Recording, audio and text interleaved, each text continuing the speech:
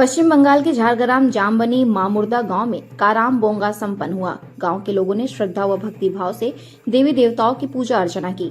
परिवार व गांव की सुख शांति और समृद्धि के लिए देवी देवताओं के चरणों में नतमस्तक हुए। बताते चले कि गांव में 10 साल बाद काराम बोंगा का आयोजन किया जा रहा था। इतने दिनों बाद गांव में काराम बोंगा होने की वजह से पहले ही पूरी तैयारी कर ली गई थी। देवी देवताओं की पूजा अर्चना में कहीं कोई कमी न रह जाए, इसके लिए सबों को जिम्मेदारी दी गई थी। गांव में काराम बोंगा संपन्न होने के बाद पारंपरिक काराम नृत्य का आयोजन किया गया। इसमें ग्रामवासियों ने बढ़ चढ़कर हिस्सा लिया।